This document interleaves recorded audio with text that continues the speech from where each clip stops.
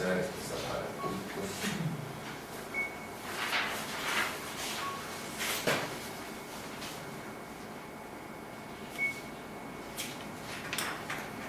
Bueno, hermanitos, bienvenidos a la sesión número 33 de Calvary en Casa.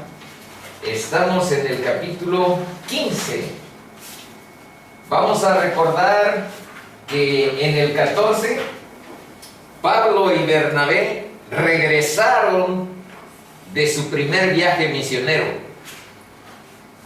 Abarcaron toda la isla de Chipre, se fueron a estas ciudades de lo que es Galacia, Antioquía, pero no Antioquía de Siria, sino Antioquía de Pisidia, en Iconio, en Listra y en Derbe. En Listra le fue muy mal a Pablo y a Bernabé los apedrearon, y habíamos dicho que no se fue a su ciudad natal, a Tarso, sino que se regresaron a ir edificando, confirmando en la fe a las iglesias, pequeñas células, pequeñas grupos como el que aquí tenemos, que se estaban constituyendo en torno a la fe en Cristo Jesús.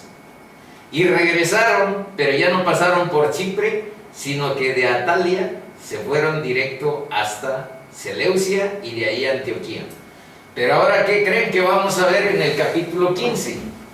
Vamos a ver un viaje no misionero, sino de necesidad de esclarecer un problema, la controversia más difícil que ha tenido hasta este momento la historia de la reciente iglesia cristiana.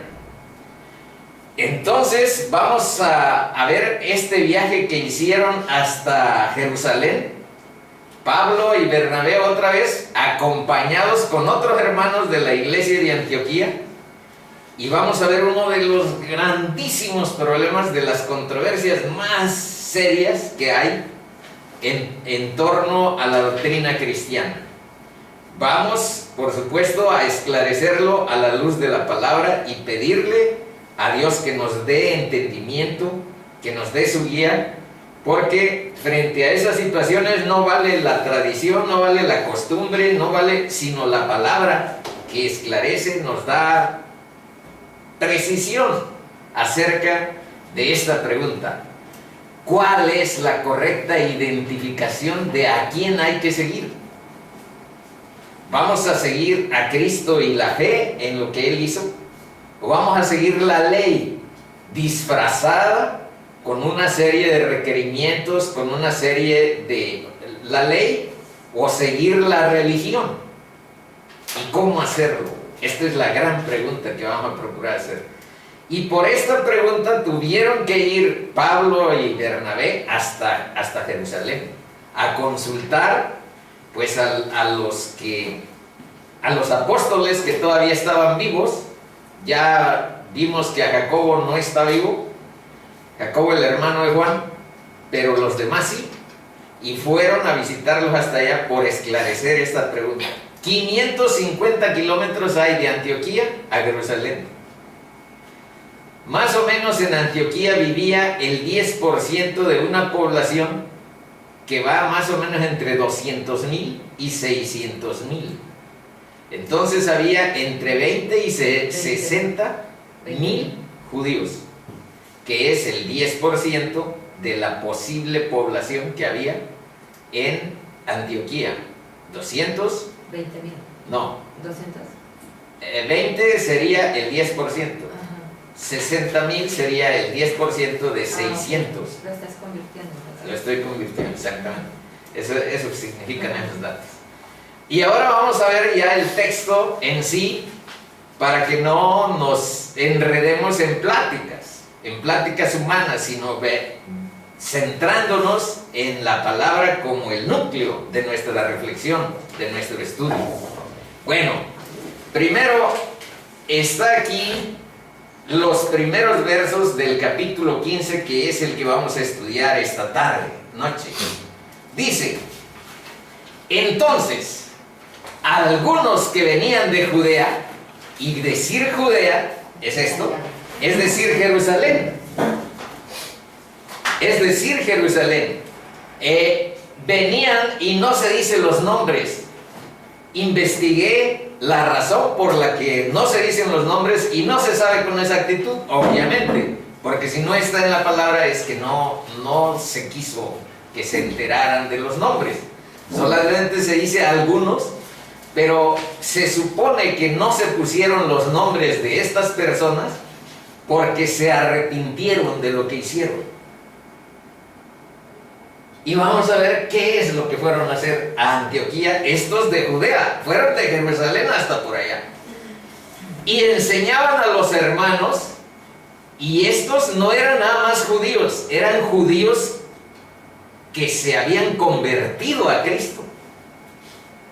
Eran cristianos, pero eran judíos. Bueno, enseñaban a los hermanos, a otros cristianos, esto. Este es el punto del problema. Si no os circuncidáis conforme al rito de Moisés, no podéis ser salvos. Y ahora, ¿cómo reaccionaron Pablo y Bernabé si habían ellos predicado que solamente la fe en Cristo salva y que si tú vas arrepentido y con fe en lo que hizo en la cruz, Cristo te perdona los pecados, te da vida eterna, te da salvación? Eso habían predicado Pablo y Bernabé, pero ellos dijeron no. Si no os circuncidáis conforme al rito de Moisés, no pueden ser salvos. Entonces vean la reacción de Pablo y Bernabé. Como Pablo y Bernabé tuviesen una discusión y contienda no pequeña con ellos, disputaron, hubo discusión, contienda.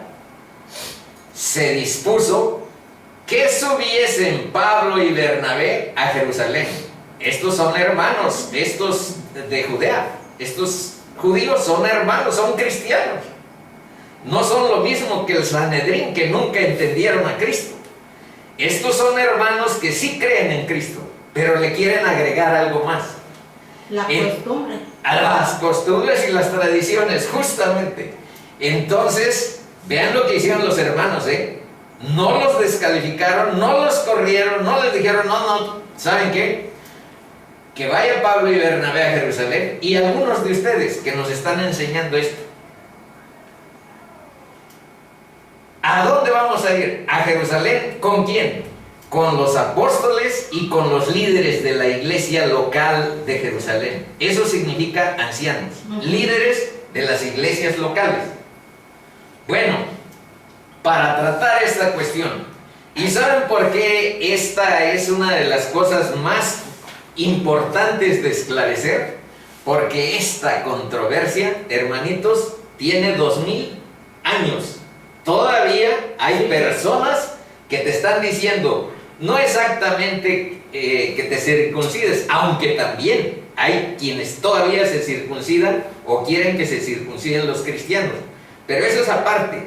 Hay quienes te quieren aumentar a la fe de Cristo las obras de sus religiones. ¿Entienden? Entonces, tú no puedes ser salvo por fe.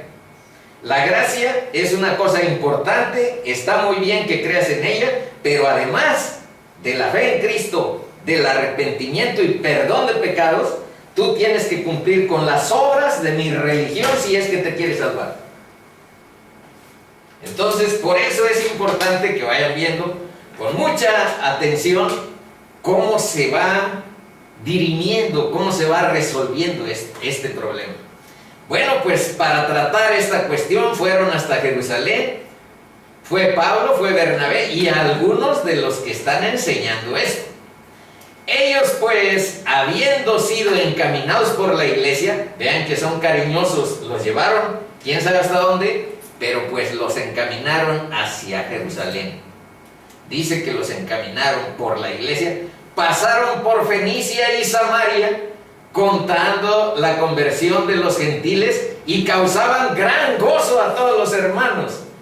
Fenicia es lo que actualmente se conoce como Líbano, aquí, Beirut. Esta es lo que era antes Fenicia, y llegaron hasta Samaria y ya van hasta Jerusalén. Dice, y llegados, pero van causando gran gozo en los hermanos, porque les van diciendo: hermanos, nosotros fuimos a Antioquía, fuimos a Iconio, fuimos a Listra, fuimos a Derbe, etc. Y en todos lados fuimos sembrando pequeñas células, pequeñas iglesias de creyentes en Cristo. Y eso, que Dios esté salvando a los gentiles, vean lo que produce: gran gozo a todos los hermanos. Y llegados a Jerusalén, por fin llegaron, fueron recibidos por la iglesia y los apóstoles y los líderes de la iglesia local, y refirieron todas las cosas que Dios había hecho con ellos. Pero ahora vean, allá dentro de la iglesia local de Jerusalén había un grupo de fariseos. No estoy hablando de los judíos que no creen en Cristo, insisto, estoy hablando en fariseos que ya se convirtieron a Cristo, pero siguen anclados en sus tradiciones.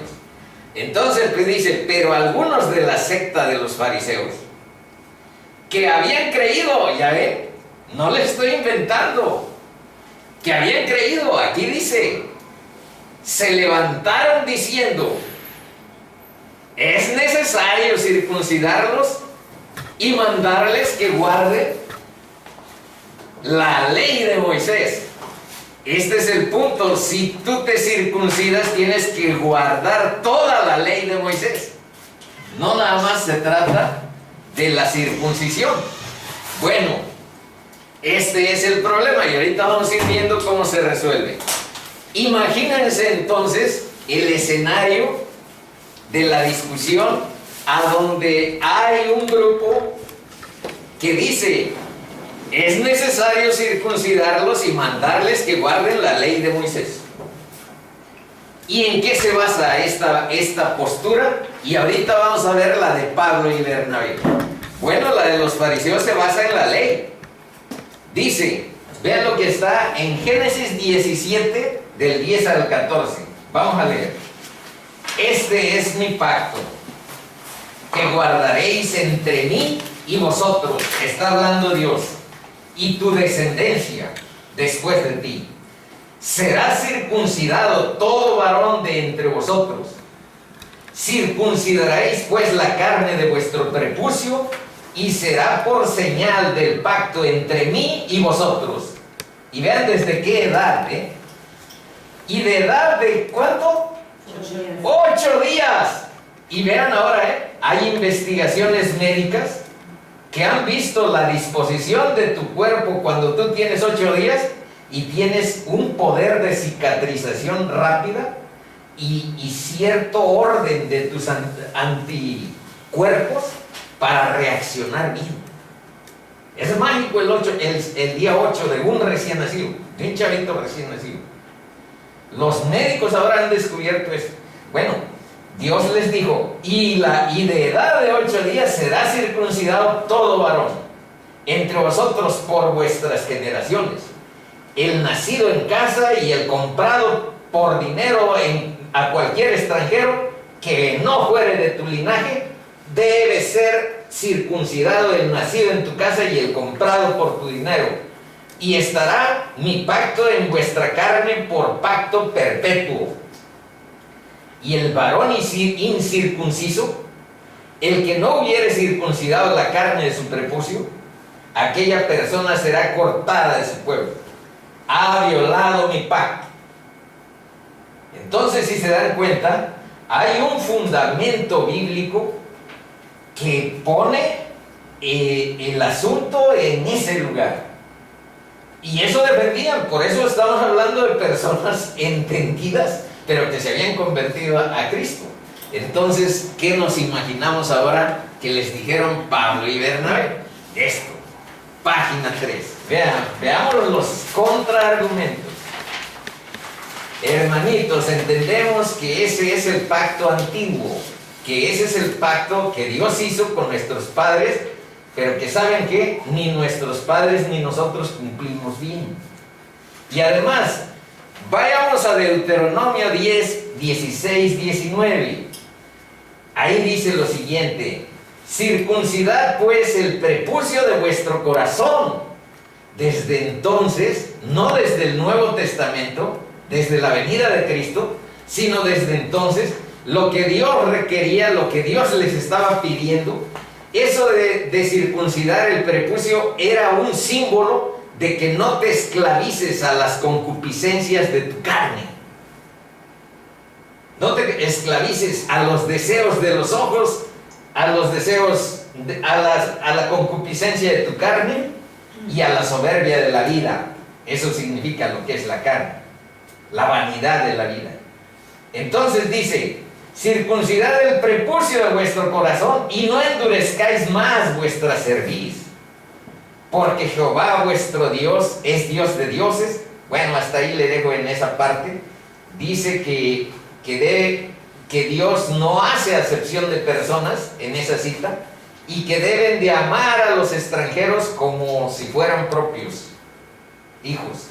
Además, yo me imagino que Pablo y Bernabé los llevaron a ver a Ezequiel para leer lo siguiente. Ahí dice, este es uno de los versos que sí ya hemos leído: esparciré sobre vosotros agua limpia y seréis limpiados de todas vuestras inmundicias, y de todos vuestros ídolos los os limpiaré. Esto que voy a leer después es lo que Dios dispuso desde el Viejo Testamento, de que habría un nuevo pacto. Al pacto que acabo de leer de la circuncisión, iba a haber un nuevo pacto. Él les dijo. Entonces, vean en qué consiste el nuevo pacto. Dice, os daré corazón nuevo y pondré nueva vida en ustedes. Pero aquí dice espíritu nuevo dentro de vosotros. Te haré renacer nuevo, a nueva vida. Vivirás en nueva vida. Eso quiere decir. Y quitaré, dice, de vuestra carne el corazón de piedra y os daré un corazón de carne. Y ahora vean, la esencia del nuevo pacto es lo que está subrayado. Y este nuevo pacto es muy importante que lo entendamos, porque es el que rige la salvación de tu alma y la mía después de la venida de Cristo. ¿Y en qué consiste? Dice, y pondré dentro de vosotros mi espíritu. Si acudiste en un encuentro con Cristo con actitud de arrepentimiento y para pedir perdón de pecados, en el momento en que Cristo te da eso y te susurra, no temáis, tus pecados te son perdonados. En ese momento pone su Espíritu Santo en tu corazón. Y si tú tienes el Espíritu Santo en tu corazón, entonces puedes andar en los estatutos y guardéis mis preceptos y tengas poder para ponerlos por obra. Bueno, leído textualmente dice, pondré dentro de vosotros mi Espíritu Santo. Voy a leer cómo está. Mi Espíritu, y haré que andéis en mis estatutos y guardéis mis preceptos y los pongáis por obra. Esto está en Ezequiel 36, del 25 al 27. Y ahora veamos otro argumento que yo me imagino que sustentaron Pablo y Bernabé delante de los hermanos, porque son hermanos en Cristo esos fariseos. No son aquellos del Sanedrín que crucificaron al Señor. Estos son personas que han entendido que Jesús es el Mesías, que han convertido su vida en ese camino de luz que Cristo representa, y que son hermanos, que están equivocados, ciertamente, pero que son hermanos. Bueno, otro argumento es este. Mateo 26, 26, 27 dice, y mientras comían, tomó Jesús el pan, y bendijo y lo partió, y dio a sus discípulos, y dijo, tomad, comed, esto es mi cuerpo. Y tomando la copa, y habiendo dado gracias, les dio diciendo, bebed de ella todos, porque esta es mi sangre del nuevo pacto. Este pacto en Hebreos dice que ha sido sustituido y que está por ser de alguna manera dejado atrás.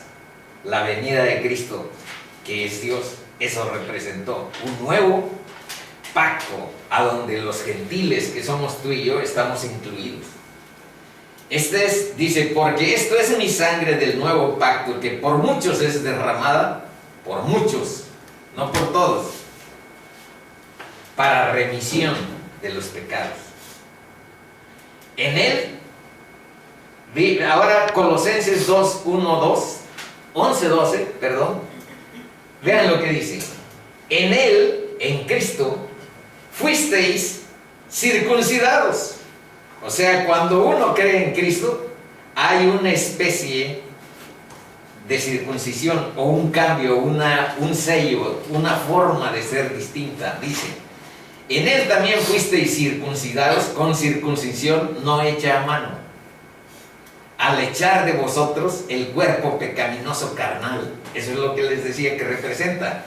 Aquí en Génesis, todo esto que les dijeron es porque representa esa circuncisión, quitar el cuerpo pecaminoso carnal de nosotros. Pero en la circuncisión de Cristo, dice, sepultados fuimos con Él en el bautismo, ahí quedó muerto nuestro viejo hombre, y renacimos a nueva vida. Esa es la resurrección de Cristo, esa es la identificación de un cristiano. Muerto un viejo hombre pecaminoso, un cuerpo carnal, centrado en el egoísmo, centrado en los valores del mundo, centrado en ese poder del príncipe de la potestad del aire. Bueno, sepultado con él, eso en el bautismo, en el cual fuisteis también resucitados con él, mediante la fe en el poder de Dios, que le levantó de los muertos. Esa es la fe en Cristo. Morir y resucitar a nueva vida.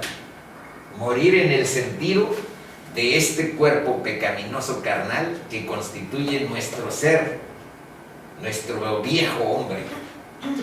Bueno,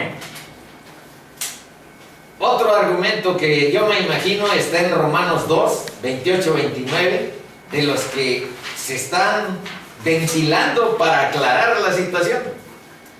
Pues no es judío el que lo es exteriormente, hermanito, no es el que es exteriormente y que puede notarse con los ojos, ni es la circuncisión la que se hace exteriormente en la carne, sino que es judío el que lo es en el interior. Este es el gran cambio del pacto nuevo. A Dios, hermanos, no crean que se le puede decir, ve Señor, me hinco y esto quiere decir que soy humilde. Manito, yo estoy viendo tu corazón, con que estés hincado y pienses que con eso yo voy a creer que eres humilde, estás mal, manito, a mí no me engañas. Y asimismo, si uno quiere hacer obras de misericordia, pero por alguna otra razón que no es la que Dios quiere, por eso es la guía de su Espíritu la que nos lleva, pues entonces a Dios no lo puedes engañar. Dice, y la circuncisión es la del corazón en espíritu, no en letra, la alabanza de la cual no viene de los hombres, sino de Dios. Esto no lo subrayé, pero lo debiera de haber subrayado. Los judíos, los fariseos que están discutiendo esto acá, mandarán que guarden la ley y es necesario que se circunciden. Son personas que están buscando la gloria de los hombres, ser reconocidos, identificados por los demás. Y dice, no necesitas la alabanza y el reconocimiento de los hombres.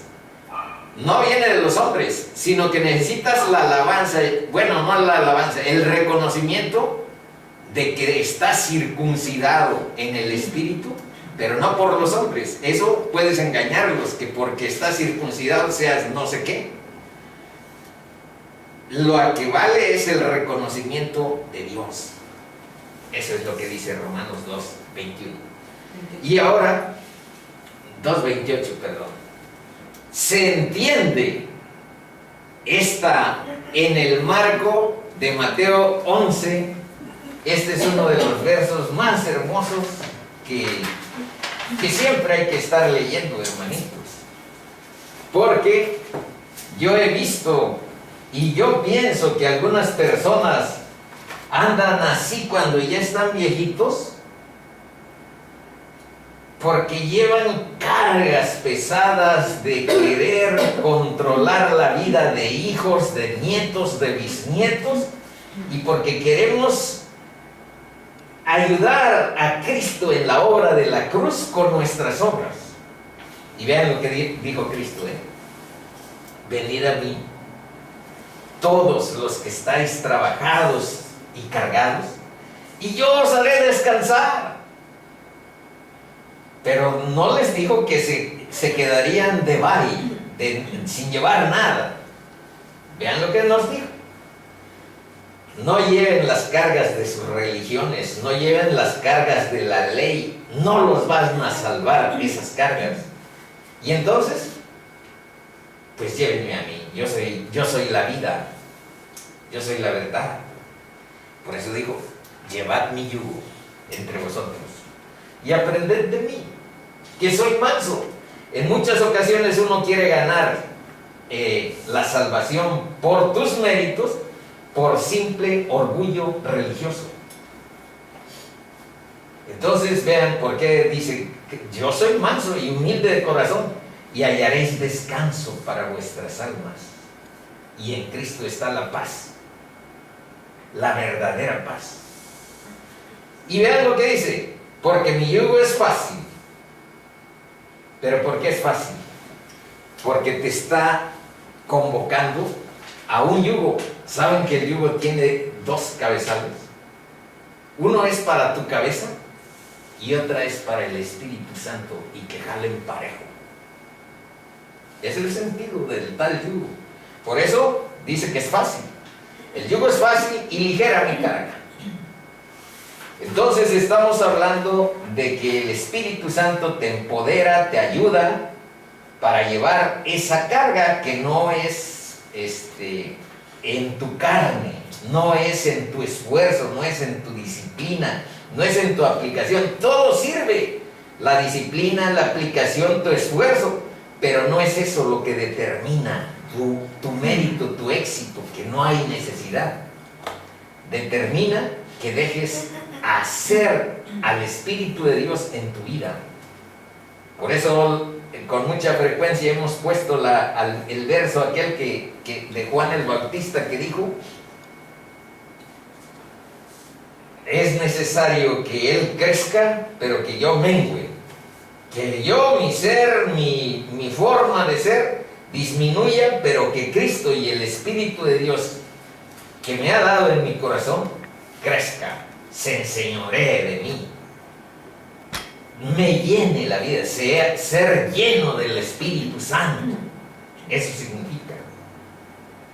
Y la conclusión dice, porque el pecado no se enseñoreará de vosotros, pues no estáis bajo la ley, sino bajo la gracia. Y aquí les puse otra vez este esquema para decirles que esta tradición que están defendiendo con tanto ahínco los fariseos y estos chicos que fueron desde Jerusalén hasta Antioquía, 550 kilómetros, tiene 1300 años de tradición. En 3200 años antes de Cristo se empezó la escritura cuneiforme. En el 2000 antes de Cristo Dios habla a Abraham. 1300 años antes de Cristo Dios habla a Moisés y se inicia la travesía del Éxodo y todo eso. Entonces estamos hablando de 1300 años de la ley, y esto estamos hablando de más o menos unos cuantos años después, 3 años de la vida de Cristo, más otros tantos de por acá, pues son relativamente muy pocos en comparación con la inmensa tradición milenaria del judaísmo. Dice, la conclusión no es esta, hermanitos, sino esta que está aquí. Concluimos pues que el hombre es justificado por fe sin las obras de la ley. No es un invento mío. Vean bien lo que dice Romanos 3:28. El hombre no es justificado por fe.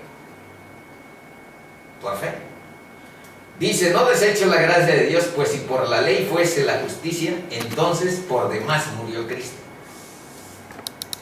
Este está muy importante. No dejemos a un lado lo que diga la palabra, porque si la salvación fuera por las obras de la ley o de alguna religión, entonces por demás murió Cristo, dice Gálatas. Entonces vamos a ver esto con el esquema. Lo que fueron a predicar estos chicos está bien, yo también ya creí en Cristo, ya transformó Dios mi vida, estoy contento con eso, pero mis tradiciones me dicen que debo de aumentarle las obras de la ley de la religiosidad en la que yo crecí de niño. Y esta suma es igual a la salvación. Pero ¿qué les están diciendo estos argumentos que acabamos de leer de Pablo, de Bernabé y de otros? En este caso está en el Evangelio de Mateo, en este caso está en Ezequiel y en el mismo Deuteronomio. Entonces, ¿qué es lo que representa esta postura? Que el sacrificio de Cristo no fue suficiente. No basta con lo que Cristo hizo en la cruz. Hay necesidad de que le aumentemos algo más.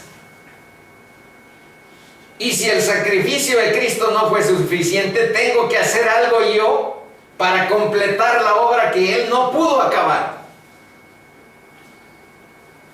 Yo tengo que hacer algo. Las obras de la ley son importantes para mí. Esa es mi imaginación.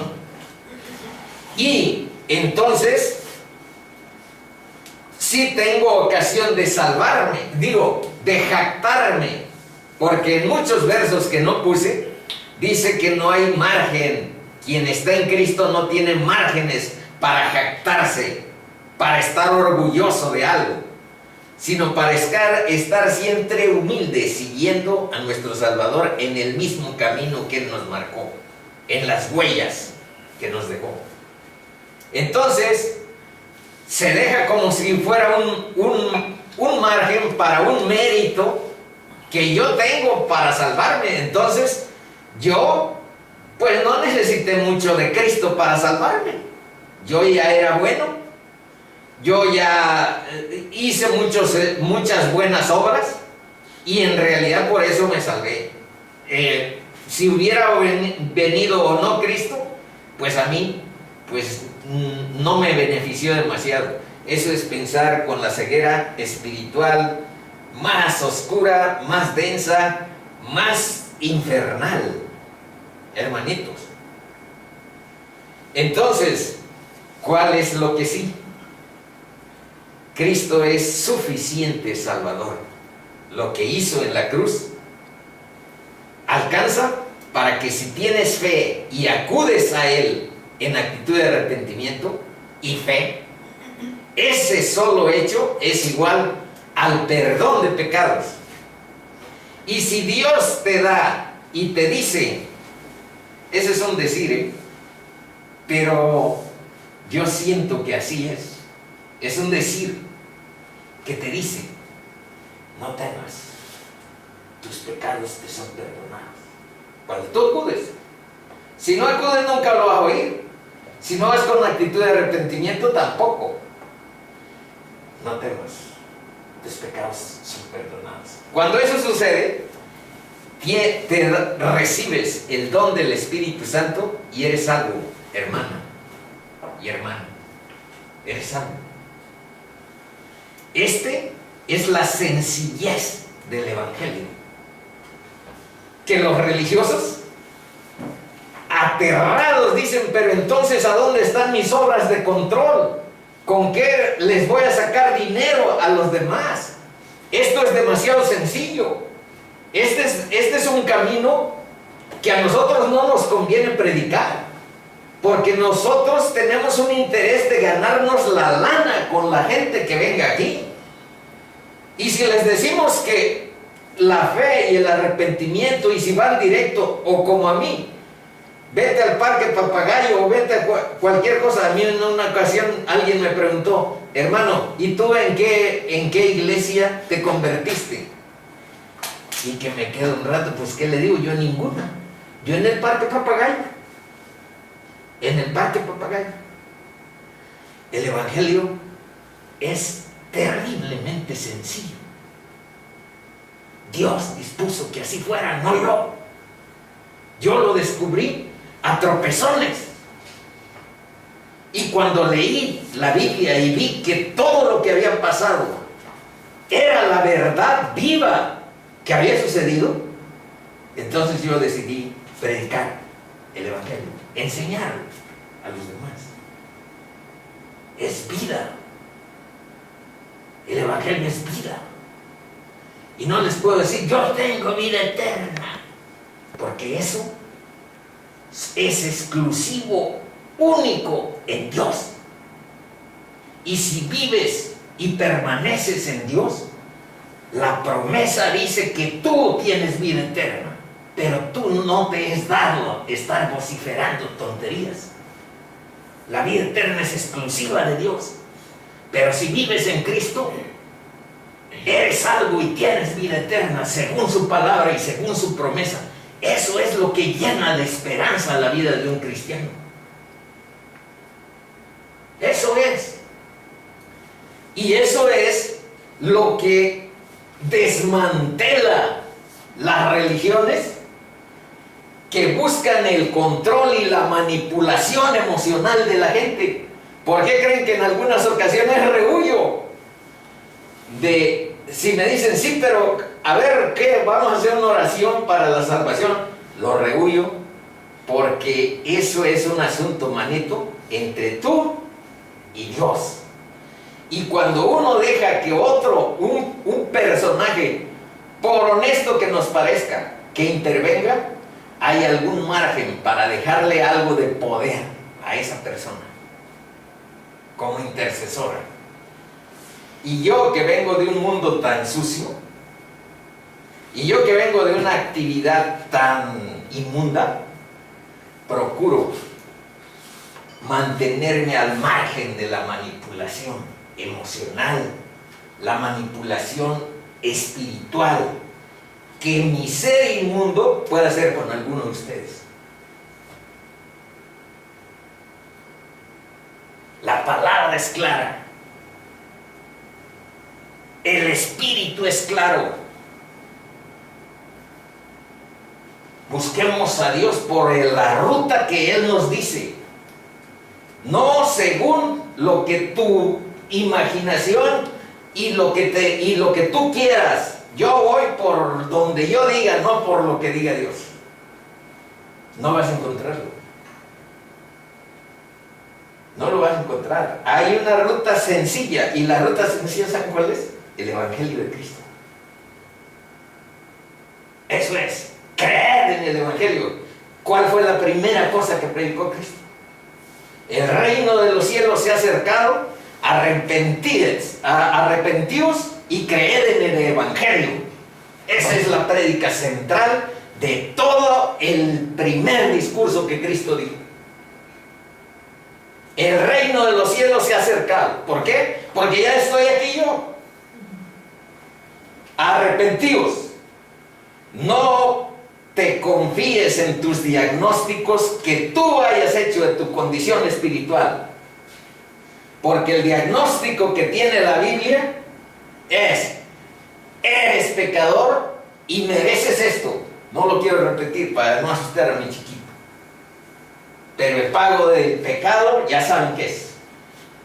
Es muerte. Ese es el diagnóstico de la Biblia. ¿Y cuál es nuestro corazón? No, yo no he pecado tanto.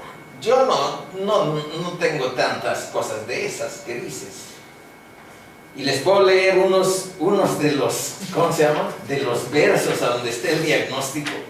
Porque, por ejemplo, en Isaías dice que de la cabeza a los pies somos una profunda llaga, pero una llaga llena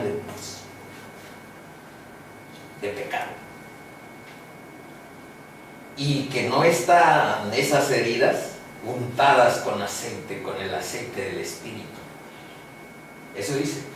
Entonces, si vemos el diagnóstico de la Biblia, es difícil creerlo porque nuestro orgullo dice no, nuestro ego dice no, porque voy a creer yo en este diagnóstico. Si no lo crees, no puedes admitir la salvación de Cristo, porque Cristo vino a salvar pecadores. Cree en lo que la palabra dice.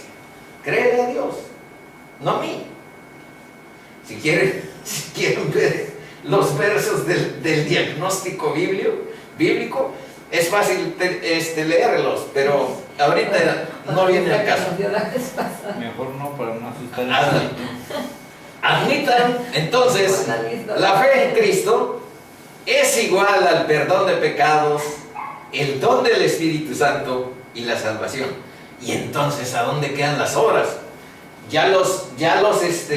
Entonces los cristianos no vamos a hacer obras buenas, obras de misericordia, obras de justicia, sendas de justicia, le llaman por ahí uno de los salmos.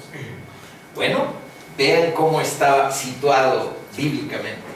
Por supuesto que es para buenas obras, pero estos son frutos del Espíritu. Se ven como frutos del Espíritu. ¿Por qué? Porque se supone que ni siquiera los haces tú. ¿Y saben qué? No los hace uno. Yo de mi carne, de lo que mi conciencia y de lo que mi ser me llevaría, nunca estaría yo más o menos sosteniendo a un paralítico que vive en el Fobiste. Semana a semana yo voy con una lanita para ayudarlo, porque sé que no puede trabajar. Y ahora, mi razonamiento es el siguiente: yo no lo haría en mi carne. Son obras del Espíritu en ti. Yo no soy misericordioso, yo no soy bueno, pero como obras del Espíritu puedo ser fiel a mi casa, puedo amar más a nuestros padres, puedo hacer obras de misericordia para gentes como ejemplos como los que le acabo de decir, pero son obras de Dios en ti, para que no te jactes. Yo hago esto. Lo tuve que mencionar por este tema que ahorita es controversial, porque no debe de saber tu mano izquierda lo que hace tu derecha. No te jactes, porque no son ni tuyas esas obras. Si yo viviera en mi carne, ni siquiera fuéramos a Boston cada mes. Así lo digo. Está bien lejos, gastamos lana, ya están viejos, que se arreglen como puedan. Pero hay una nueva forma de entender la vida. Amar a los padres. Procuraré estar lo más posible con ustedes. No puedo más, pero estoy con ustedes. Así actúa nuestro Señor. Y las obras son importantes. Si no, ahorita vamos a ver un texto, vamos a ver un texto sobre obras. Y un texto de Santiago que está como el mandamás. Allá en Jerusalén, donde está la reunión, ¿quién creen que es el cabeza? Santiago. Ya no es Pedro, porque Pedro, después de que estuvo encarcelado y que lo iban a justiciar, se fue de Jerusalén. Cuando murió aquel Herodes Agripa, que era el que lo quería matar, regresó a Jerusalén, pero ya cuando regresó, ya estaba Jacobo, Santiago, es el mismo, como jefe en la iglesia de Jerusalén. Y ahorita vamos a ver lo que dice Santiago sobre este tema. Pero primero vamos a ver las obras. Fíjense, Cristo nos enseñó, manitos, si no tienen buenas obras, se van a ir al infierno. Pero no obras en tu carne, sino en Él. Fíjense bien, yo soy la vid, Cristo. Yo soy la vid. No se crean ustedes que van a andar independientes de mí. Ser cristiano no es un asunto de autosuficiencia, de que estás cortado y que tú la haces a tu modo. ¿Estás entroncado a Cristo o no estás? No conoces lo que es estar. Bueno, vamos a ver a dónde dice. Yo soy la vid, yo soy la vid. Vosotros son unas ramas de esa vid. Vosotros los pámpanos. El que permanece en mí y yo en él, este lleva mucho fruto. Vean, frutos. Porque separados de mí nada podéis hacer. Lo que les estoy diciendo. Autosuficiencia, esas son obras de la carne, no son obras del Espíritu en ti. Por supuesto que puedes hacer obras en tu propia carne, pero esas no tienen que ver con Cristo. Y aquí estamos viendo a tener fe en que puedes tú vivir en Cristo y que sea el Espíritu el que te revele las obras que valen la pena hacer, no las que tu carne te diera. Si esas obras que hagas en tu carne algún valor tienen, eso no me toca a mí juzgar. Eso que Dios lo determine. Dice, porque separados de mí nada podéis hacer. El que en mí no permanece será echado fuera como pámpano y se secará, y los recogen y los echan en el fuego y arden. ¿Qué no me está diciendo? Que un cristiano está unido y es ahí y tiene que dar frutos. Frutos de misericordia, y los frutos tienen que ver con el amor, tienen que ver con la paciencia. Ella a veces me critica de mis frutos de paciencia. Cuando ve que estoy ansioso o estresado, me dice con cierta sorna, cristianito o cristiano. Pero eso está muy bien, porque es recordarte de si tienes o no el fruto de la paciencia. Porque fíjense, pueden tener 1000 formas y formatos, eso no es lo importante, sino que vean el tronco del que emerge. Uno de los frutos es el amor. Es la clave de la vida cristiana. Otro de los grandes frutos es la paz espiritual, el gozo, la alegría. En eso sí, con ella también hay ocasiones en que nos pasamos en buenos términos, en buen nivel de alegría, tratando cosas. Es el gozo del Señor. No sabes bien de dónde y por qué, pero existe algo algo que en el mundo no vas a conocer, porque la alegría del mundo es ruidosa, la alegría del mundo es simulada y es temporal, y tiene que ver con que te mantengas con cierta actividad que tiene que ver, por ejemplo, con el alcohol, porque si no, solo no vas a generar. Y a lo mejor solo no podemos generar esa alegría, pero con el Espíritu de Dios. Y la otra es paciencia, benevolencia, bondad. Si no hay bondad en ti, no tienes un fruto. No hay.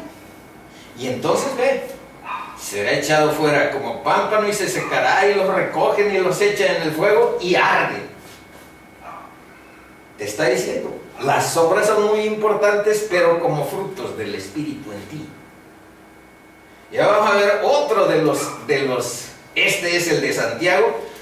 Miren, Jacobo, que vamos a ver el nombre aquí por ejemplo dice, pues antes de que viniesen algunos algunos de parte de Jacobo.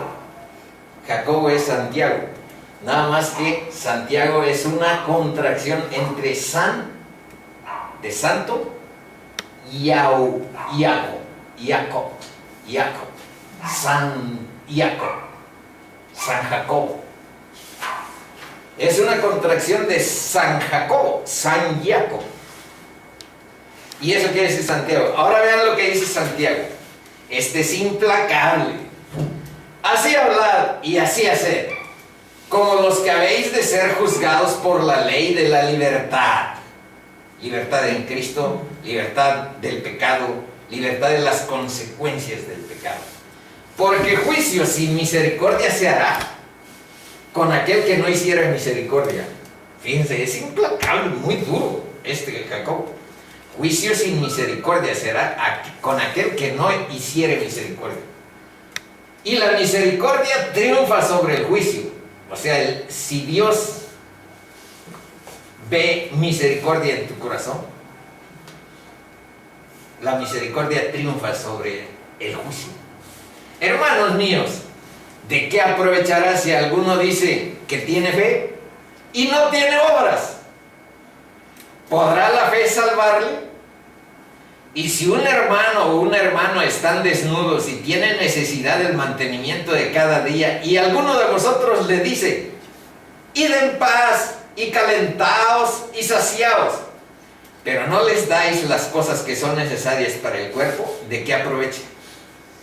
Así también es un ejemplo, pero ahora vean la